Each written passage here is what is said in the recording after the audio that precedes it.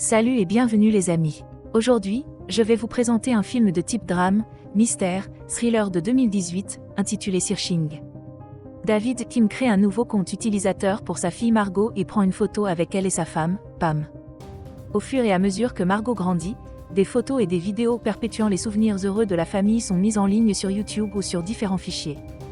Finalement, Margot commence à prendre des leçons de piano et David lui achète plus tard un piano pour qu'elle puisse s'exercer avec sa mère tous les jours. Un jour, Pam apprend qu'elle est atteinte d'un cancer du poumon. La famille fait de son mieux pour le combattre, mais cela ne marche pas et elle se retrouve à l'hôpital. Margot crée un événement sur son calendrier et le nomme « Maman rentre à la maison ». À l'hôpital, Margot joue une mélodie triste sur un piano jouet, tandis que sa mère pâle parvient à peine à faire un léger sourire. C'est ainsi que Pam est décédée, laissant sa fille et son mari prendre seule une photo le premier jour de lycée de Margot. Windows XP est mis à jour en macOS et David envoie un message à sa fille. Un père pas très content demande un FaceTime et réprimande sa fille pour avoir oublié la poubelle. Il lui demande également où elle se trouve et quels sont ses projets. Margot dit qu'elle va être en retard à son groupe d'études de biologie et raccroche avant que David ne puisse lui poser des questions sur son examen final. Il continue à passer des messages et elle admet qu'elle n'a pas eu de bons résultats, mais qu'elle va quand même réussir. David exprime à quel point il est fier de sa fille et tape que sa mère serait fière aussi, mais il efface la dernière partie. David parcourt les actualités tout en écoutant de la musique relaxante, lorsqu'il reçoit un appel vidéo de son frère, Peter. David rejoint l'appel et est accueilli par un POV de casserole. Son frère essaie de faire une recette qui était la spécialité de Pam, kimchi gumbo. David dit qu'il va chercher la recette mais qu'il était sûr qu'il n'y avait pas de « pot » dedans, faisant référence à sa réserve qu'il a laissée sur le comptoir près des autres ingrédients. Peter range le pot des origans et lorsque David s'enquiert de son utilisation, il change rapidement de sujet. Alors que David parcourt les dossiers de Pam à la recherche de la recette, Peter lui demande des nouvelles de Margot et comment se passe leur relation père-fille. Alors que le maître des lieux s'apprête à creuser d'autres questions personnelles, on sonne à sa porte et il doit rappeler à David d'envoyer la recette au plus vite avant de mettre fin à l'appel. En cherchant la recette, Peter tombe sur une vidéo de Pam faisant du gumbo au kimchi avec la jeune Margot. Les sentiments de chagrin et de tristesse qui refont surface poussent David à cacher la vidéo dans ses résultats de recherche. Pendant son sommeil, David manque 3 appels de Margot. Lorsqu'il se réveille le lendemain, il essaie de joindre sa fille via FaceTime, des appels téléphoniques et des SMS, mais en vain. À 15h, Margot n'a toujours pas répondu. Après sa réunion de travail, David s'apprête à lui envoyer un SMS lorsqu'il remarque que Margot a laissé son ordinateur portable à la maison, ce qui ne lui ressemble pas du tout. Il lui laisse un autre message vocal au cours duquel il se rend compte qu'on est vendredi et qu'elle est habituellement à sa leçon de piano à 7h. Il appelle sa professeure de piano et demande à parler à sa fille, mais celle-ci ne comprend pas, car Margot n'y va plus depuis 6 mois. Pris de court, il fait défiler ses conversations avec Margot où l'on voit des photos de David lui laissant l'argent pour les cours de piano et de Margot disant que les séances se passaient bien. Le père inquiet appelle l'école de Margot, qui l'informe que Margot ne s'est pas présentée en classe ce jour-là. Anxieux, il envoie un SMS à son frère qui suggère qu'elle a peut-être séché l'école pour partir en voyage avec ses amis et que David devrait leur demander où se trouve sa fille. Ne connaissant aucun de ses amis, David cherche les comptes de médias sociaux de Margot, mais ils sont tout privés. David se connecte à l'ancien ordinateur de la famille grâce à la session de Pam.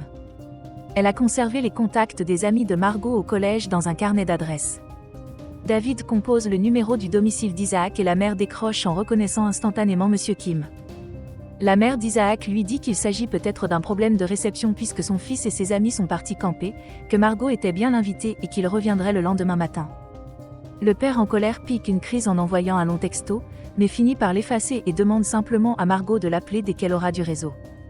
Le lendemain matin, Isaac appelle David et lui dit que Margot ne s'est jamais présentée au voyage et qu'elle n'a pas répondu lorsqu'il a essayé de la joindre avant de décoller.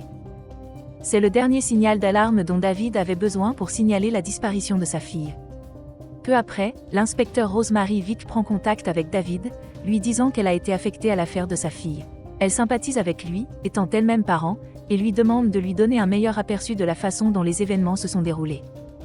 Pendant que le détective récapitule la chronologie de la disparition de Margot, David recherche le détective Rosemary Vick sur Google et ouvre 3 liens différents, une vidéo où elle reçoit un prix, sa page Facebook qui montre qu'elle a un fils et un article sur la construction d'une clinique de réadaptation avec d'anciens détenus. David ouvre l'ordinateur portable de Margot et essaie de se connecter à sa page Facebook, mais son mot de passe n'est pas enregistré, il clique donc sur « Compte oublié ». Un code est envoyé à son adresse électronique, mais il ne parvient pas non plus à s'y connecter. Il envoie donc un autre code à son adresse électronique de récupération, qu'il a créée, et parvient à s'y connecter. Il consulte ensuite la liste de ses amis sur Facebook et appelle l'un d'entre eux. David lui pose des questions telles que la date à laquelle il a vu Margot pour la dernière fois et l'endroit où il se trouvait la nuit de sa disparition, puis il note tout dans une feuille de calcul. Il le montre au détective, qui demande à David de l'informer s'il apprend quelque chose et de lui communiquer le tableau. David commence donc à appeler les 289 amis Facebook de Margot, un par un, pour leur poser les mêmes questions. Après plusieurs appels avec les dernières discussions et connaissances de Margot, il se rend compte que sa fille n'avait pas de vrais amis et qu'elle s'isolait la plupart du temps. Après avoir parcouru les 2/3 de sa liste d'amis sans rien apprendre d'utile, David fait part de ses frustrations à Peter, qui lui suggère de jeter un coup d'œil à ses amis et activités hors ligne. David consulte ses dossiers scolaires et contacte Abigail, la fille qui a accueilli le groupe d'études chez elle ce soir-là. Elle affirme que le groupe s'est terminé à 21h et que Margot était déjà partie. Elle affirme également que Margot était une solitaire et qu'elle utilisait beaucoup Tumblr.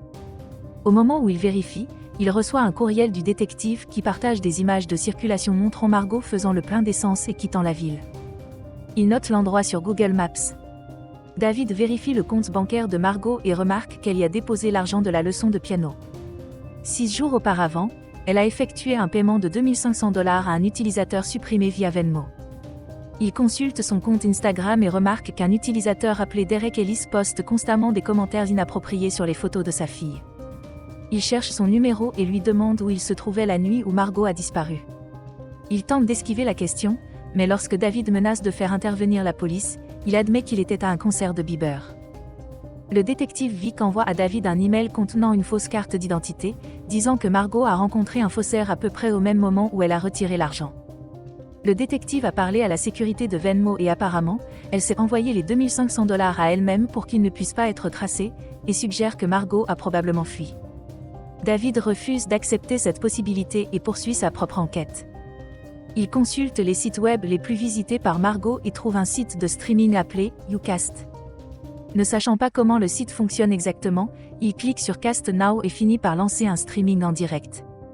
Dès qu'il le fait, un utilisateur appelé Fish and Chips se fait rejoindre et part quelques secondes plus tard. David met fin au streaming et commence à regarder les live streams sauvegardés de Margot. Margot avait peu de spectateurs, mais son habitué était Fish and Chips, qui lui a d'abord demandé son Pokémon préféré, auquel elle a répondu par Uxie, car il peut effacer les souvenirs. Ils ont parlé presque tous les jours et Fish and Chips s'est ouvert une fois sur ses difficultés à trouver de l'argent pour payer les factures d'hôpital de sa mère, qui a une tumeur grave.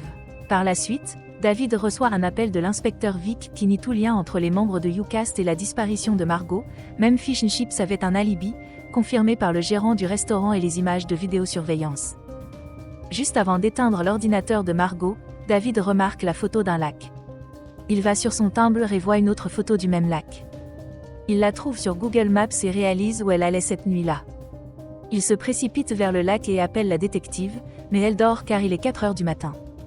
Un peu plus tard, elle le rappelle et David lui montre le porte-clés Pokémon de Margot qu'il a trouvé au bord du lac. Le lendemain matin, l'affaire de Margot fait la une des journaux. Sa voiture a été retrouvée au bord du lac, mais Margot n'y était pas. Des personnes se portent volontaires pour chercher Margot dans la forêt, car il y a beaucoup de terrain à couvrir. Les recherches sont interrompues en raison de fortes pluies et Internet est inondé d'articles et de vidéos sur Margot, allant de personnes accusant son père de négligence à ses camarades de classe prétendant qu'il était meilleur ami pour avoir de l'influence. Frustré par le post Facebook de Derek, David va à sa rencontre et le bête. Cela amène Vic à l'exclure de l'enquête. David tombe sur un subreddit dédié à l'affaire où une bande de détectives Reddit partagent leurs théories. Il trouve des photos de la voiture et remarque un sweat à capuche de hockey défunt sur le siège avant. Cela mène David à travers les discussions de Margot avec son frère. À sa grande surprise, Peter et son neveu se rencontraient secrètement plusieurs nuits, et il trouve des messages très suspects. Il commence à écrire un email à Vic, mais change d'avis. Au lieu de cela, il se rend au domicile de son frère et installe des caméras. Il commence alors à interroger Peter sur Margot, sur le type de relation qu'il entretenait et sur la fréquence de leurs rencontres. Troublé, Peter répond qu'il s'agissait d'une relation normale entre oncle et neveu et qu'ils ne se voyaient pas souvent. Il a ignoré les autres questions et est retourné préparer le thé. David ne s'arrête pas et commence à lire leur texte à haute voix. Peter répond qu'il peut s'expliquer, mais David n'écoute pas et commence à frapper son frère, l'accusant de l'innommable. Il n'arrête pas jusqu'à ce que Peter lui dise qu'il fumait de l'herbe et rien de ce que son frère a supposé. David ignore un appel de Vic et écoute ce que Peter a à dire. Margot souffrait. Elle avait besoin de parler de sa mère, ce que David n'a jamais fait. Et c'est pour cela qu'elle a arrêté les cours de piano, parce que cela lui rappelait pas mais qu'elle n'avait toujours pas tourné la page sur cette perte. David se rend compte du peu qu'il savait de sa fille et s'écroule sur le canapé en soupirant. Il finit par répondre à l'appel du détective qui le met à terre en pleurant. Randy Kartoff, un ancien détenu, a mis en ligne une confession dans laquelle il avoue avoir torturé et tué Margot, avant de se suicider. Et cela a suffi pour la déclarer morte. David commence à télécharger des photos pour un service commémoratif et lorsqu'il a terminé, une page de remerciements apparaît avec la photo d'une femme tenant des fleurs. David réalise qu'il s'agit de la même femme qui apparaissait dans les live streams de Margot sous le nom de Fish and Chips. Il cherche sa photo de profil sur Google et trouve un tas de photos d'elle faisant diverses choses. Il ne se rend pas compte que Margot s'est fait piéger et que la femme de la photo de profil n'est qu'une actrice pour les photos d'archives, alors il trouve son numéro et l'appelle. Elle ne semble pas connaître le site de streaming et tous les détails que le détective a supposément vérifiés. David essaie de joindre Vic mais elle ne décroche pas. Il contacte alors la standardiste du 911 qui n'a pas pu le mettre directement en contact avec Vic, mais qui salue le volontariat de cette dernière pour cette affaire. David fait répéter la standardiste 2 fois, car il était sûr que Vic avait dit qu'elle était assignée à l'affaire, mais la standardiste a dit qu'elle l'avait fait volontairement dès que le rapport de personnes disparues a été déposé. David jette un autre coup d'œil au détective Vic. En ouvrant la même page d'actualité, il remarque que l'un des anciens détenus à côté d'elle est Randy Kartoff, il demande donc à être mis en relation avec le shérif adjoint. La prochaine chose que nous voyons sur le flux commémoratif est David fixant Vic pendant qu'elle se fait arrêter. Lors de son interrogatoire, elle explique qu'il y a 6 mois, son fils a trouvé Margot sur le site de streaming. Il l'aimait depuis l'école primaire, alors il s'est inventé une nouvelle identité et a commencé à lui parler. Ils étaient amis et parlaient beaucoup jusqu'à ce que Margot trouve son compte Venmo et lui envoie 2500 $ pour les factures d'hôpital inventées par sa mère. Il a dû avouer son erreur, mais ne voulait pas le faire en public, alors il l'a suivie cette nuit-là au lac. Alors qu'elle se défonçait, il est monté dans sa voiture, et elle a paniqué, avant qu'il ne puisse s'expliquer. Elle a essayé de s'enfuir et il l'a accidentellement poussée d'une falaise. Vic a supposé que Margot était morte parce que la falaise était étroite, dentelée et à au moins 15 mètres du fond et qu'elle n'entendait aucun bruit. Elle a donc pris la tête de l'enquête, a convaincu David que Margot s'était sauvée et a dit aux forces de l'ordre que la zone où se trouvait son corps avait déjà été nettoyée. Comme elle avait encore besoin d'une confession, elle a drogué l'ex-détenu, lui a ordonné de lire un script et l'a ensuite abattu. Sachant maintenant où elle se trouvait, une équipe a été envoyée pour retrouver Margot. Il s'avère qu'elle est toujours en vie et qu'elle se rétablit complètement. Quelque temps plus tard, Margot rafraîchit continuellement son dossier d'inscription au conservatoire de musique tout en envoyant des SMS à son père. Elle a réussi à tourner la page sur la mort de sa mère et est prête à reprendre sa passion pour le piano. Son père, quant à lui, n'hésite plus à parler de Pam, tout en disant à Margot qu'il est fier d'elle, il lui envoie le message qu'il avait effacé au début du film, disant que sa mère serait fière aussi. La fin. Merci d'avoir regardé. Abonnez-vous si vous voulez voir d'autres vidéos comme celle-ci.